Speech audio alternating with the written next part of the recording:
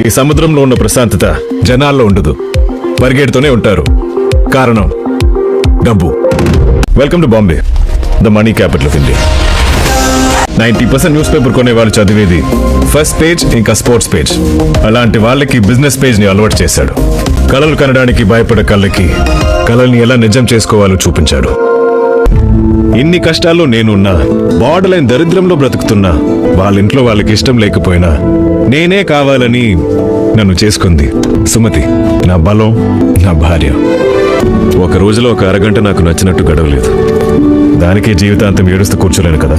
Thank you sir, నమ్మినందుకు. Thank you sir, నిలబెట్టుకున్నందుకు. ఖాళీ కోటి దగ్గర నుంచి తల వరకు ఏం కావాలంటే అది కొనుక్కో. అంత సంపాదించాను. Middle class mentality sir. ఖర్చులన్నీ తగ్గించుకుని రూపాయి దాచుకుంటా. పంతం వస్తే ఒక్క రూపాయి కూడా మిగిలకుండా ఖర్చు పెట్టేస్తాం సార్.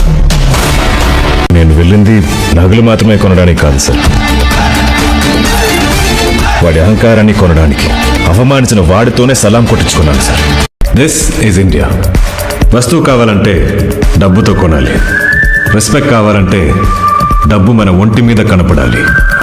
డబ్బు సంపాదన ఒకప్పుడు నీకు అవసరం, కానీ ఇప్పుడు ఒక వ్యసనం.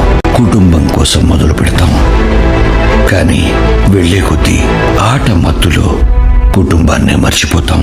వేగంగా నడిపే బండి, వేగంగా వచ్చే రూపాయి, రెండు మనిషిని ఎప్పుడో ఒకప్పుడు కింద పడేస్తాయి. ఎందుకంటే జూదంలో నువ్వు ఎంత గొప్పగా ఆడావన్నది ముఖ్యం కాదు, ఎప్పుడు ఆపావన్నదే ముఖ్యం.